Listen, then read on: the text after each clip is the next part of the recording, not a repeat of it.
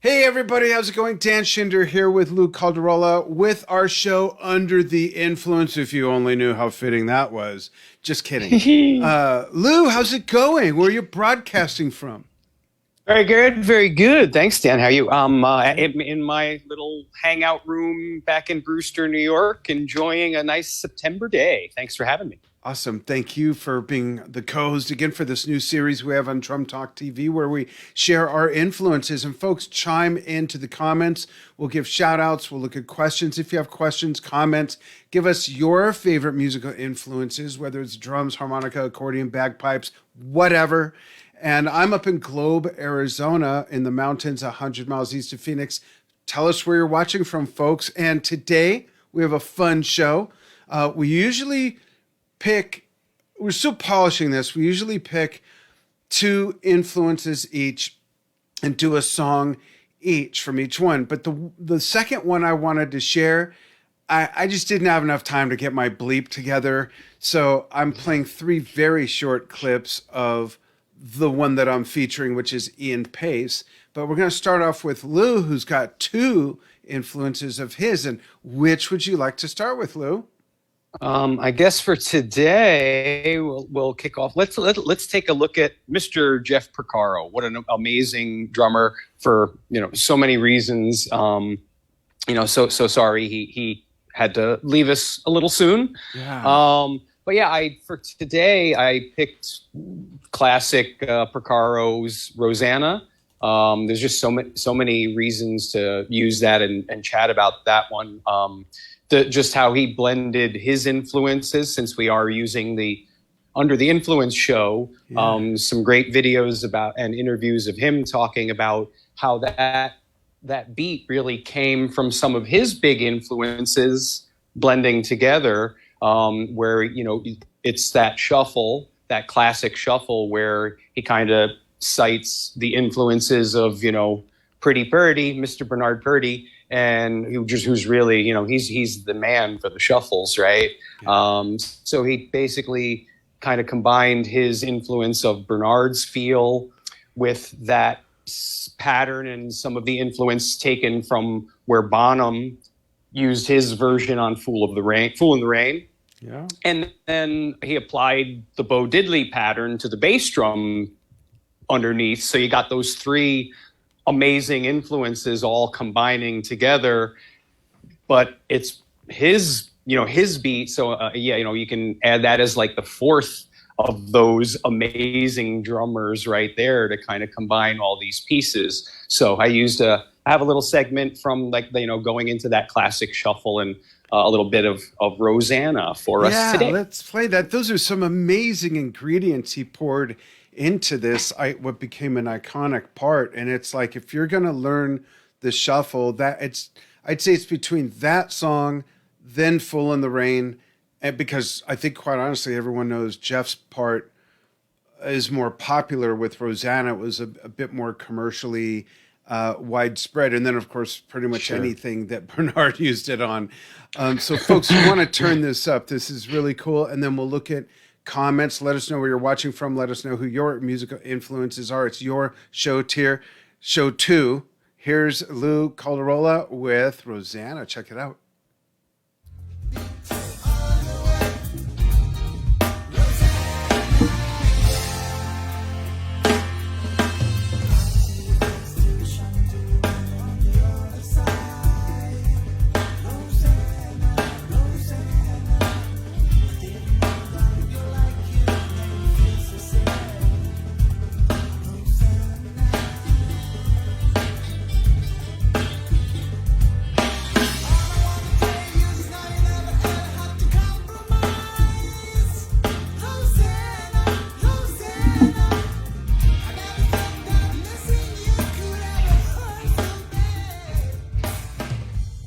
So good. I love, I want to show that and freeze frame it for a moment. Let's pause it right here.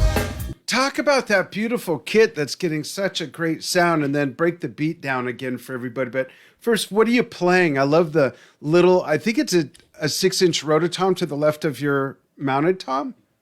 Much appreciated for noticing the kit and all, and bringing some attention to that. Thanks so Yeah, much. yeah. That is the kit that I'm using is RCI Starlight kit from my friend Romano Catone out in Connecticut. RCI Starlight.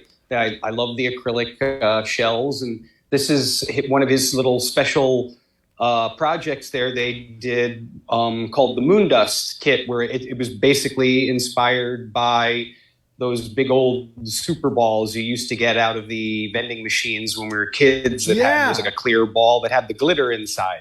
So it's Yeah. the Moondust.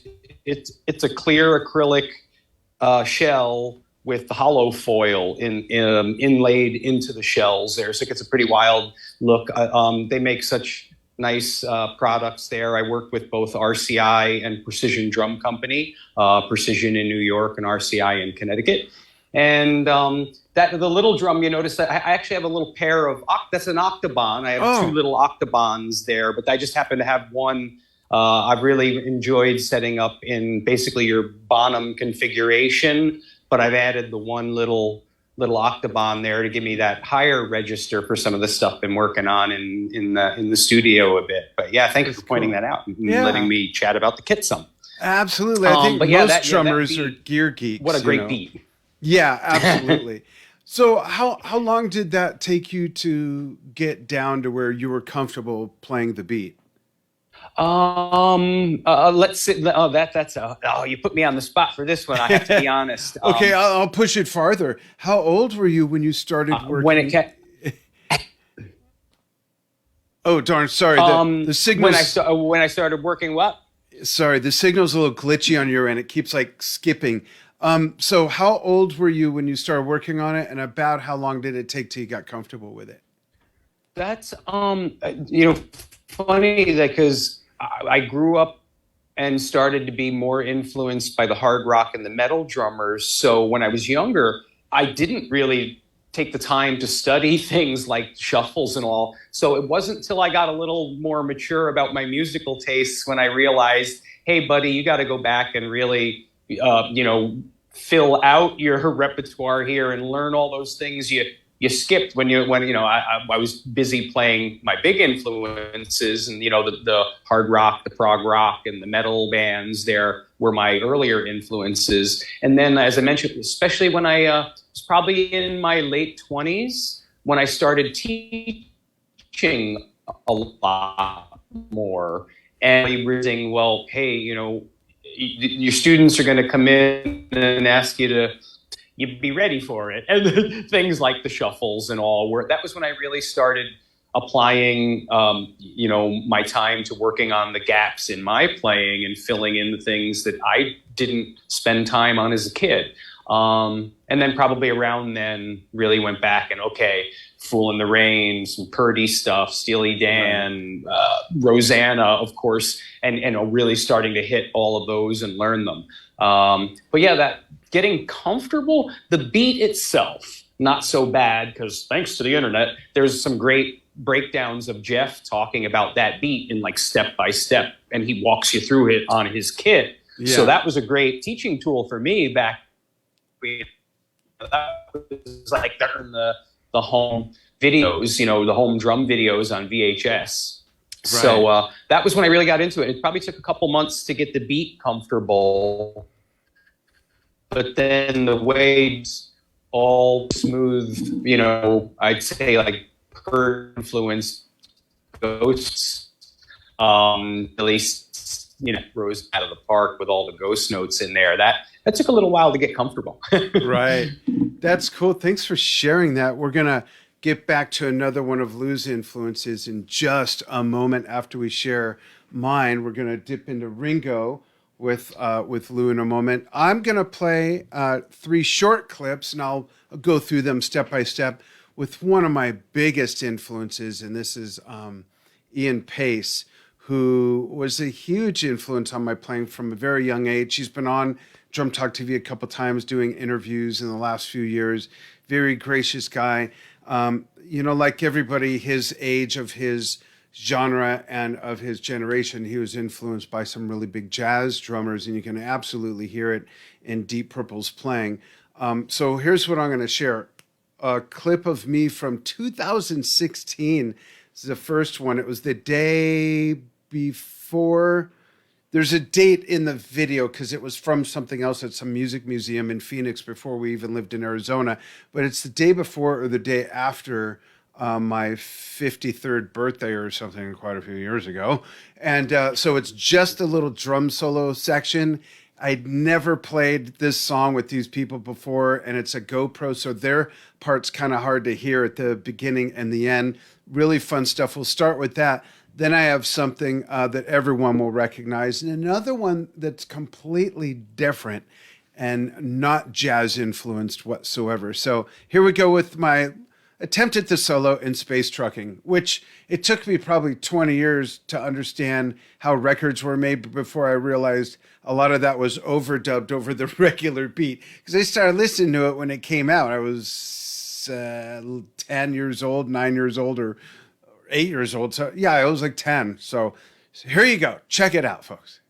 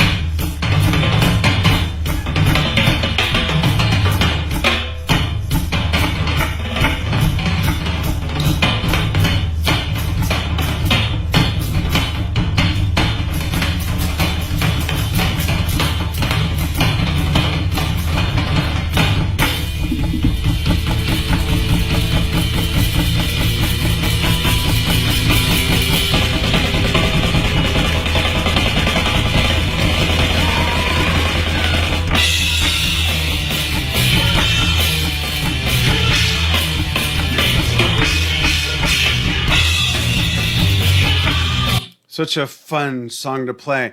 And I don't even know when the last time was I played it before then, but during the solo, after the solo part where there's that build up, dun, dun, dun, dun, dun, dun, dun, and then that roll, right during that build up, I'm realizing, oh yeah, that freakish roll is coming up where it goes. So I was literally in pain doing the widest, fastest double strokes to make that work. I love that because the solo is very, what's the word? There's a lot of West African influence in that, which is a big influence on the roots of jazz anyways. So I love that he switches his snare off and it's all tom-tom sound and just goes so perfectly, this cadence that goes with the chop, chop, chop, bottom beat of that whole thing. This next song is an excerpt, is a combination of some of the little jazz stuff with some sort of soloing over his backup band, Deep Purple. And this goes back to, I think, 2018 or 17, right after we moved here. And the studio, what you see of the studio looks like hell because I hadn't fixed it up yet. So you'll see some funky painted walls. And there's 3 other people with me. This is actually a little live thing we did on Drum Talk TV to celebrate Ian's birthday this particular year. So it's Daniel Philpott, a local guitar player who's just great. Josh Cummins on bass, who's just great. And Sarah Hardy, who's a local bartender and does host karaoke. And she's singing Burn, no keyboards. And none of us rehearsed any of this stuff. You can see she's looking at the lyrics on her phone. We just threw it out there, and it was a lot of fun. This has a lot of really neat stuff that Ian does. My best attempt. And, I think I'm one of those weirdos that I'm at a point in my life where I can't put in the time to rehearse stuff, work on my craft. I know, folks, it shows in my playing. I'm just at the point where I don't mind just getting out there, putting it out there. I haven't played Carnival 9 in 3 years. I'm going to play it. It's like, so this is one of those things, let alone playing it with these musicians who we never rehearsed it. So here's a little bit of Burn.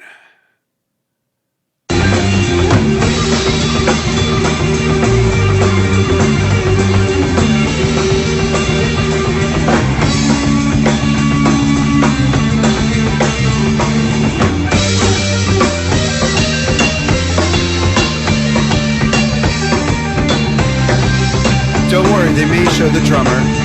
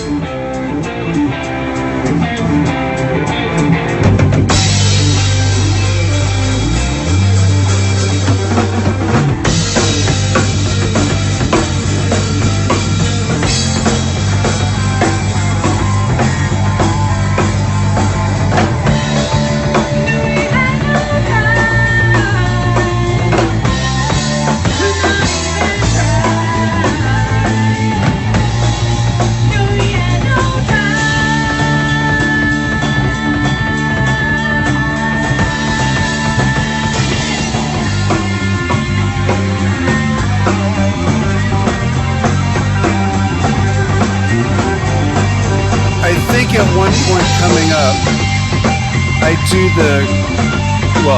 try to do the crazy drum stuff that goes over that. We'll see.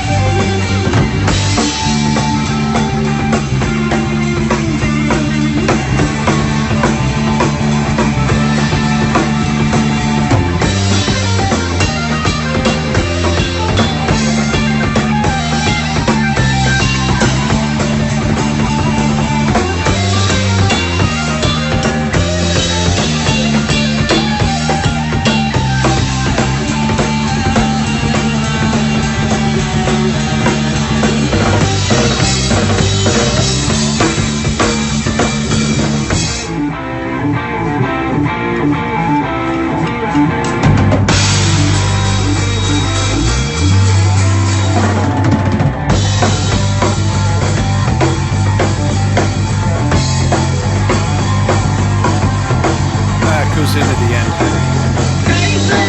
Oh, here we go.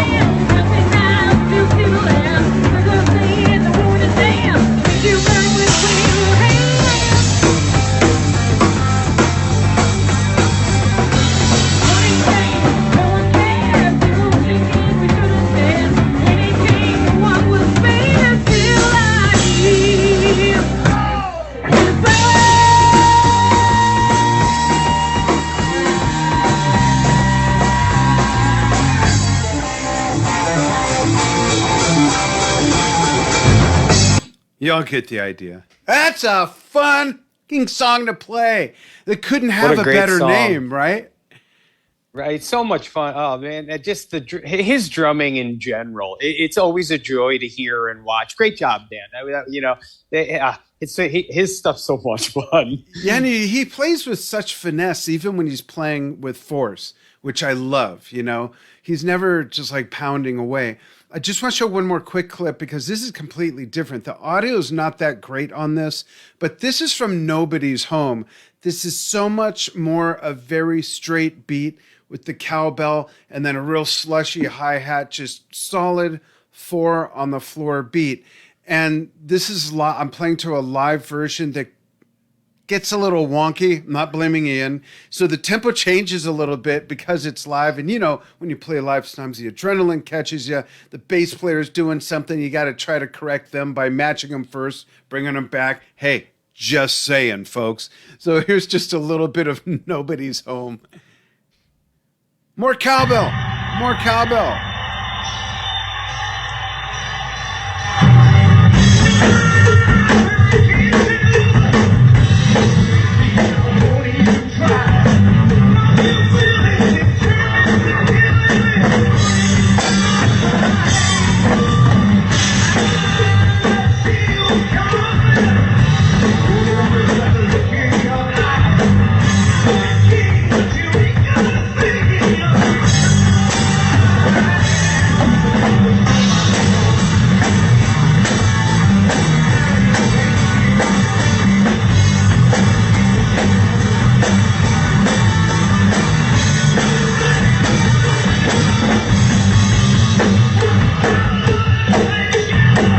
It's just solid, and that's, in a way, a contrast to some of the other stuff where he's throwing so much spice all over the place. True. And then you got that. I showed that just because a big part of his influence for me is his arc of tools in his toolbox. And I just think that that's a really good example to show something that's a bit different from, what people think of with Burn, Highway Star, Space Truckin', and stuff like that. It's just a little bit different. Yeah. Hey, I have a question for you regarding Ian too, which was something I always thought was so cool. But it was like, if I ever had a chance, this would be a question I would ask him, and I'm curious if you've ever discussed it with him. Amazing drummer, always kept his setups that have not varied very, very drastically over his career, which is kind of cool. I see a lot of drummers, their kit evolves and changes a lot. He's always had a pretty cool, similarly set up kit, but I always thought it was really neat. And you look at some of the old videos when they would play Fireball, that his roadies would bring out the second bass drum, put the second bass drum down. He'd do that song, and then they'd take the bass drum and run it back off stage. I always thought that was so interesting. That's a great point, and it reminds me of something I'll get to in a second. I've never asked him that. I've got to ask him that next time he's on. What it reminds me of, what it reminds me of is on Made in Japan and Made in Europe, during his drum solo, he does that thing with the bass drum where it's bah, bah, bah, bah, bah, and his bass drum's just going to bah, bah, bah, bah, bah.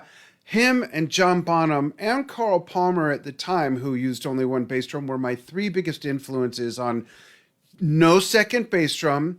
The music didn't use that, first of all, other than Fireball. And I was hell-bent to develop my right foot, so that I could do stuff like that. And I quickly was able to start doing those foot flutters and the type of a thing. I have a double pedal. I rarely use the second pedal. I use it for little flurries or something, mainly only when I play Rush or Rush. Off the top of my head. There's probably a couple other things. Right. And by the way, two quick plugs, if I may, before we get to Ringo and your story with being influenced by Ringo. Today, as this is being broadcast at 5 p.m. Pacific, 3 p.m. Eastern, that's 1 o'clock UK time, I'm actually celebrating Neil Peart's birthday a few days early, 4 days early, because his birthday's the 12th, and I'm out of town speaking at something in Phoenix. So I'm doing it today. Join me, folks. I'm going to pull some fun deep cuts out of the hat. That'll be a lot of fun. That's plug number one. Plug number two, it's in the post. I want to mention the Metaflex gloves. I don't know how many of you drummers, especially up in age like me, that might have like nerve damage, carpal tunnel, arthritis, and all that stuff. But this glove is a compression glove that you can also adjust the tension on just the separate fingers. It builds grip strength, and it also, with the compression, improves circulation. This, personally, for me, someone who's been struggling with arthritis, especially my right hand for the last 3 years, I'm probably 70% better in the last 6 months, and I attribute a large part to this. So, folks, if you want to get a pair at a deep discount, there's a link in the post. Had to give Metaflex Therapy Glove a... How do you get it off? Just kidding. Had to give them a plug and endorsement. I love this thing. Plus, it looks cool. I mean, and if you're a drummer who likes to play with gloves, this has a grip surface, and it's great. So even for keyboard players, guitar players, you don't necessarily need to play with the glove on, but it's something to wear and work your fingers out to your comfort level, to where it will reduce swelling, and has been seen to improve things like carpal tunnel and tendonitis, things like that. So get a pair, folks. So Ringo, I'm not familiar with this guy. Tell me something about him. Some guy I just kind of stumbled across in a record bin here and there. I don't know if many people have heard of the guy. It was in so I figure, pop section. Maybe I can spread the word. Exactly. Maybe I can help get the word for this guy out there. Yeah, help his career a little. Some publicity. Do you remember the first time you were influenced by him?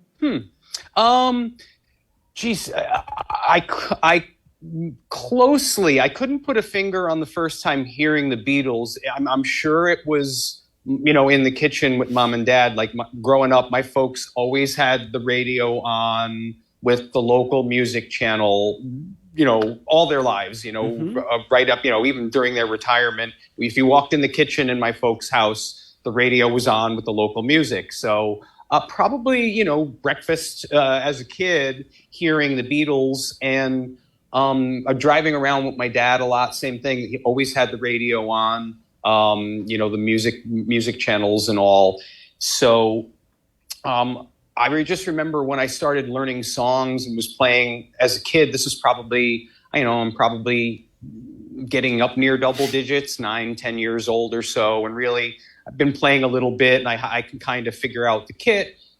Okay, I got to learn a song. What song, what am I going to set my goal? What's going to be the song I'm going to learn how to play and try and learn it right.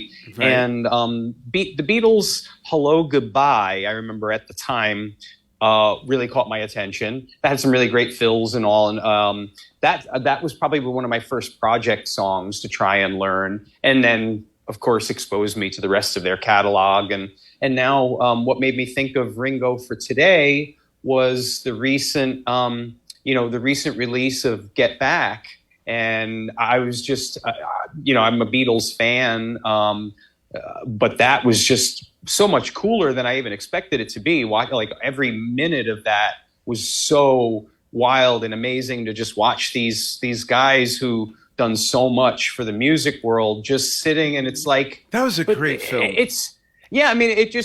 I thought it was going to be more of this creative process, but it was just a bunch of friends hanging out, and music was just pouring out of them. It was just amazing to see it, and so that was why I picked the song I did for this. It was something that we got to see during some of the sessions in Get Back, and it was like, oh, what a great piece, what great drumming, and there's just so many cool things I could have chosen from Ringo. And there's a new film coming out. Yeah, there's a new film coming out Stephen Schinder will correct me, our associate producer who's watching, and I think this is his favorite Beatles album.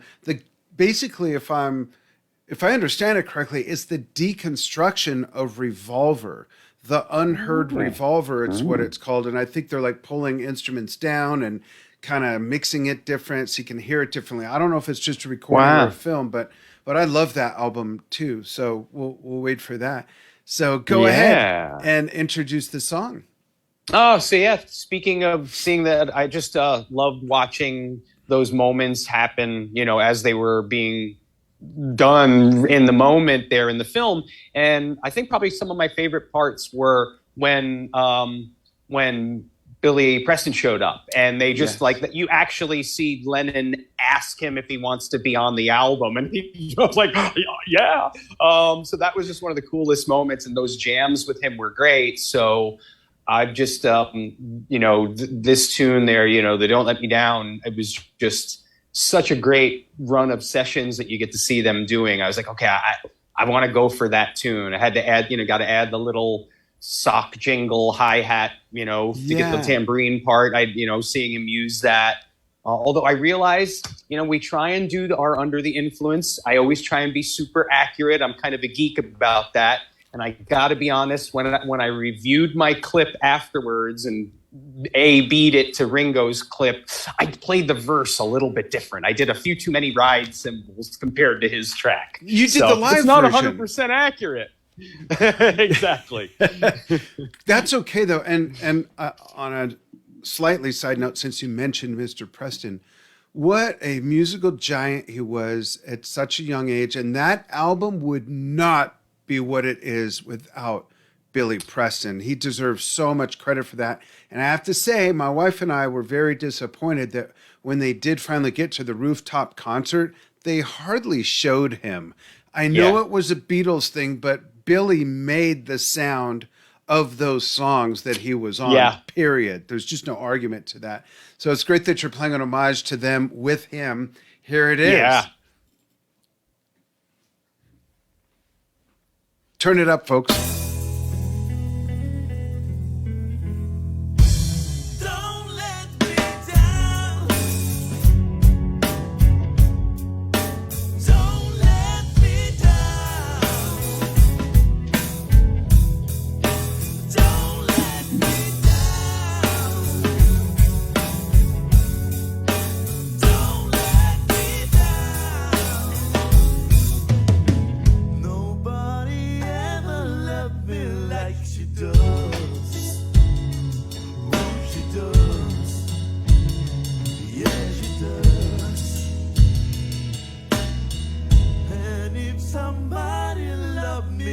like she do me. Oh, she do me. Yeah, she does. Don't let me down.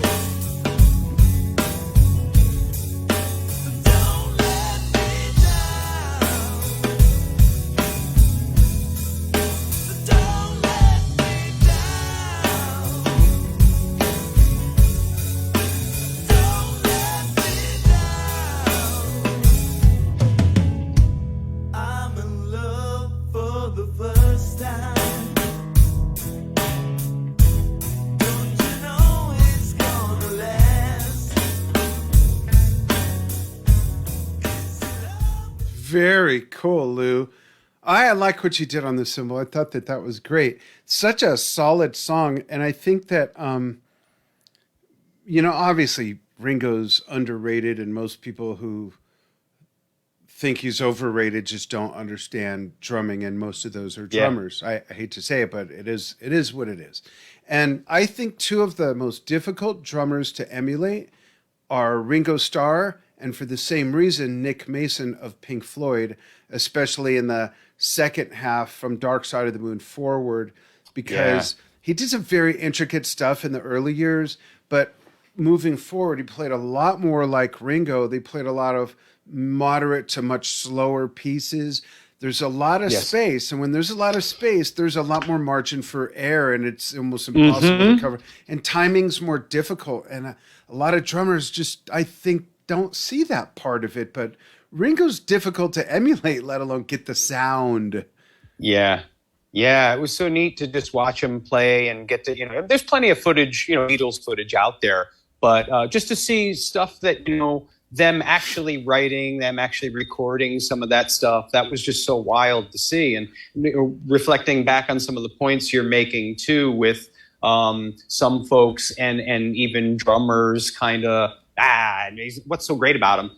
Right. The time that they were doing what they did and how they changed things. And, even he was what a lot of drummers maybe don't know is, he was one of the first drummers where they were able to take his meter.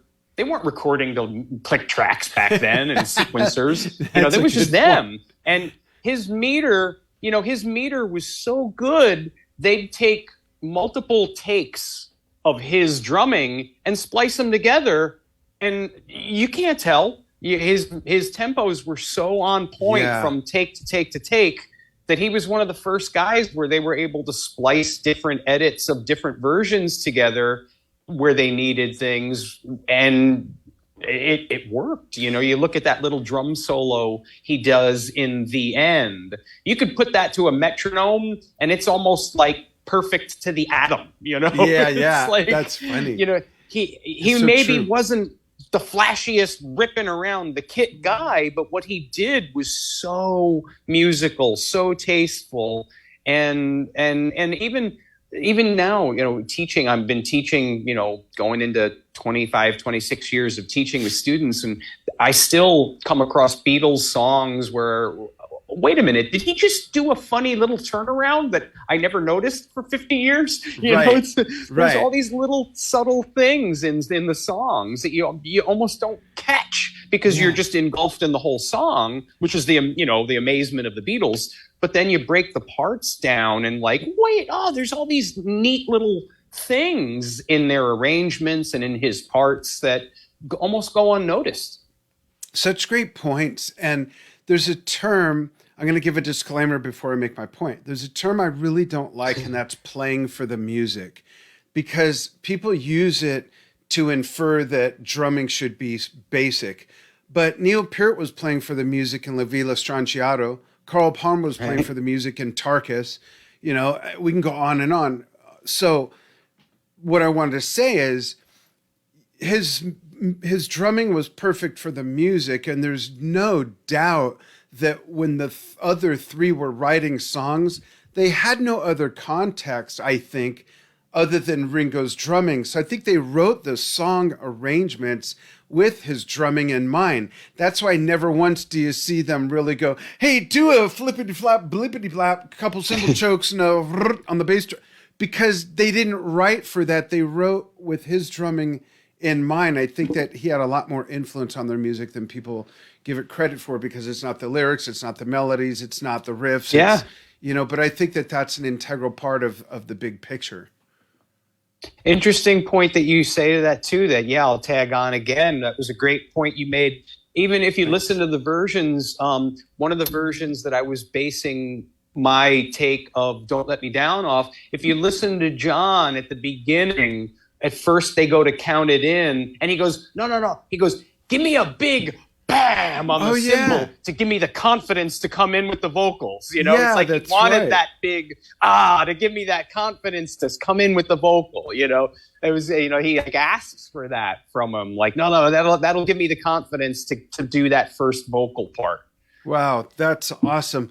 I have to give a news flash that I normally wouldn't do this, but I glanced at my phone because it might be Steven, our associate producer, telling me something. The audio's off, or we're getting close on time. Breaking news, not to be a downer, but this is important enough, I think, to mention, especially since we're talking about where British music came from and Ringo and everything. Uh-oh. Queen Elizabeth, too, passed away. I saw earlier that she was ill, but apparently she has passed away. Buckingham Palace announced. So quite heavy that is, quite a legacy. So I had to mention that. That's very sorry to hear. I also, like yourself, had heard things might be not great and was hoping for the better. But and she was an appreciator of the contemporary music at one of the Prince's Trust that featured Brian May, Jimmy Page, Eric Clapton. There was someone else there I can't think. She made sure to take time, talk to them, shake their hands, and was there for the concert and everything like that. That was a really neat scene, and I've actually seen video of them interacting and talking with her. Sad news indeed. So regarding our next episode, folks, watch for the promos on Drum Talk TV's network of social channels: Facebook, Instagram, YouTube, Vimeo. We're still tickling Twitter here and there. And Lou and I will be advertising when our next date is going to be and who we're going to be featuring. I don't think I mentioned the one I didn't get to, so I'll keep that a secret. I'm going to work on that, find the right tracks, and really knock it out of the park, because he too is one of my biggest influences and favorite drummers as me growing up as a young drummer. So folks, we hope you got a lot out of this. It's just sort of like sitting around at a coffee table or something, talking music, talking influences, and Lou and I invite you to, there you go. Wait, was that a whiskey cup or a coffee? Okay. No, it is afternoon, but it's a tea. even if you're watching on the archive, go ahead and comment with your comments on who our influences were that we featured in each episode, and let us know who your influences are, whether you're a drummer, guitar player, bass player, whatever, and be part of the show. And thank you so much for following what we do on Drum Talk TV. And Lou, thanks for taking time during the week, kind of in the middle of your day. Appreciate it.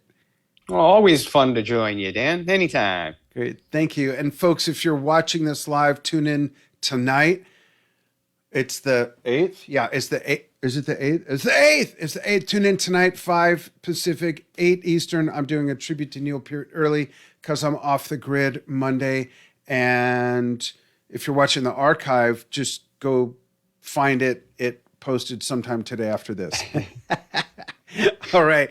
Thanks, everybody. We'll see you again soon under the influence with Lou Calderola and me, Dan Schinder. Thanks.